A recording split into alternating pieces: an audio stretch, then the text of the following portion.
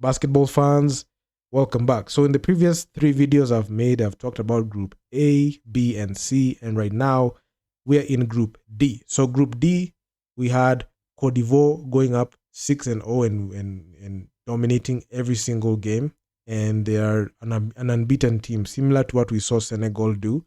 Then you have Egypt, who had a 3-3 record. I must say, Egypt really disappointed me in this one because they're a team that even in the previous Afrobasket qualifiers in 2021, they went 6-0. I don't know what happened. They dropped a couple of games. They went 3-3, and Madagascar 2-4. So Madagascar, they were out of the national basketball scene for some time, as they didn't qualify for the Afrobasket in 2021, and subsequently they didn't play in the FIBA World Cup. But in this one, they are locked in for both. So they are locked in for the Afrobasket, and they are locked in for the World Cup qualifiers. So with that one, we leaves us with Central African Republic, who went 1-5, and they have a similar record to my Kenya Morans, who we're going to talk about in Group E. But in this one, we're focusing on Group D teams. So Cote d'Ivoire, they are a team that they're a team that are not expected to perform poorly at all, and they're always strong. Especially in this one, I was monitoring Solo Diabate. Since Solo Diabate is the point guard, somebody who has been there, done that, and he's somebody who's so reliable. But in this one, he didn't show out too much offensively. He only averaged 5 points. He had 3.5 assists and 2.2 rebounds. He wasn't that popping when it came to statistics, and rightfully so, because he didn't play too long. He didn't play too much. He only averaged 16.6 minutes, but it was a team effort. Because looking at all the other guys, we had Matt Costello, another guy that I came to realize his gameplay when he played against the Kenya Morans in the Afrobasket 2021. I mean, the man has no weak spot in his game. So he averaged 22 efficiency, and he was second in scoring with 16 points. He led in rebounds with 8 rebounds, and somebody who is very reliable, especially when it comes to playing well. Then you had Solo Diabate, he 3.5 assists. We had Asemian Maulare, he led in assists with 4.8. Then you had Alexandra Antoine, he had 21 points per game. He averaged 21.5 points per game. So the Cote d'Ivoire team had no weak spot. They went ahead and steamrolled Madagascar in their first game. 77-69 was the final score. They dominated the Central African Republic. This game against Central African Republic, it was expected that they're going to win. Even with Evans Ganapamo being there, I didn't think Cote d'Ivoire were going to drop this game. So 93-67 was the final score. Then that game against Egypt, 2 heavyweights colliding, Cote d'Ivoire and Egypt. And Cote d'Ivoire able to get the nod, and they won that game in a clutch with 3 points. So that marks the first time that they met.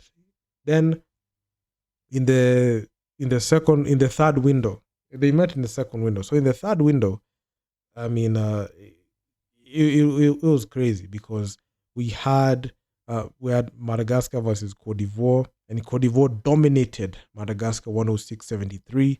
Then the second 100-point game for Cote d'Ivoire was against the Central African Republic. They won that 176.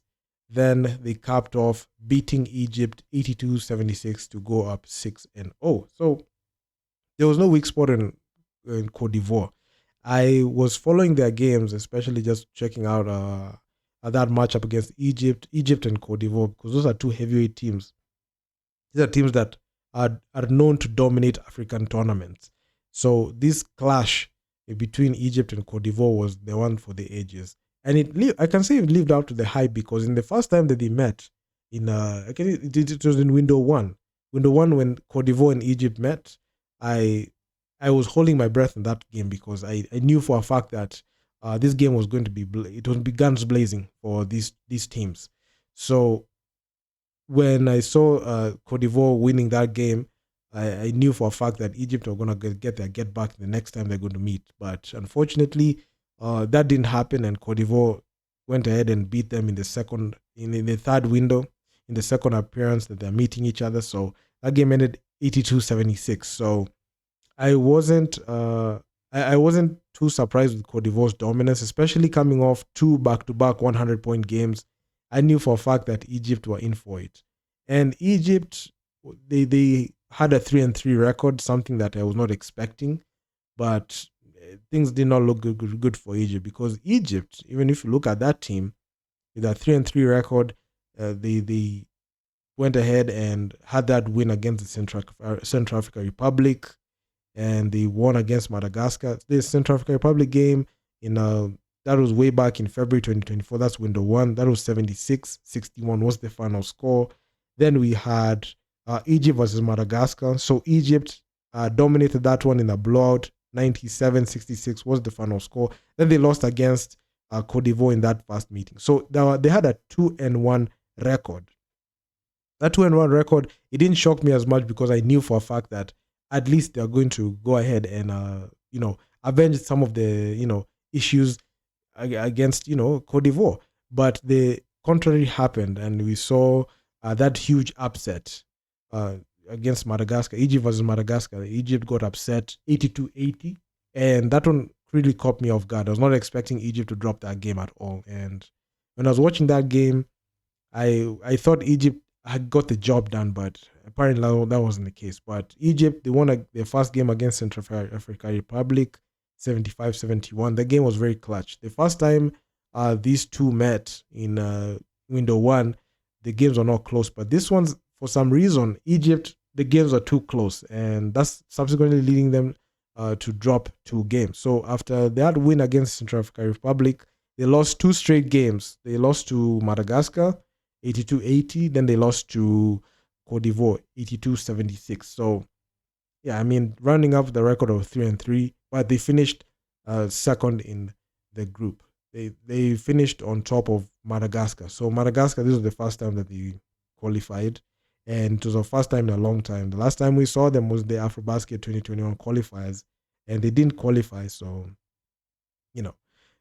they were inactive for a while. We saw a Madagascar team in beating the road to bar last year, and I saw that they were trying to do something, trying to rekindle that flame in the African basketball scene, and they did. So qualifying for the Afrobasket was good, and I was very excited to see them play. And Madagascar, they went ahead and rounded out with a 2-4 record, and in the games that they played, we saw them have, some flashes of brilliance. And the most notable win that Madagascar had was that game against Egypt.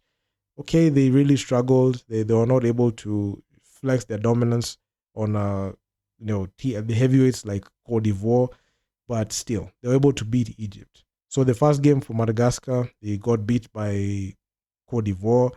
Then they got beat by Madagascar. Madagascar got beat by Egypt. Then they were able to beat Central African Republic. But the crazy thing was they're not able to beat Central African Republic again in the last game that they played. But at least they're able to get away and win that game. So it is what it is. So running out their record with a 2-4 record, something that I can say it's very good. And I can't say that they didn't do their best. I can say they did their best because they qualified. But the team that stunk it up was the Central African Republic, because they got eliminated. So, and the last game, the only game that the Central African Republic won was against Madagascar, and that's just about it. So, I mean, that rounds up Group D. There was not too much activity. The only clashes that we saw was that clash between Cote d'Ivoire versus Egypt, and that upset win for Madagascar as they were able to beat Egypt. So, very good, very good performances and very good matchups there. So Cote d'Ivoire, they topped with a 6-0 record, joining the unbeaten club together with Senegal. Egypt 3-3, that was a 500 record. Madagascar able to squeak in and qualify for Afrobasket, something that needed to happen for them. And Central African Republic they'll be eating crow together with Morocco, Gabon, and Kenya, and they're not gonna be anywhere in the Africa basketball scene for the next 2 years. So it is what it is. So do drop me your comments down in the comment section down below what you think about this. I'm gonna talk to you guys in the next one. Peace out.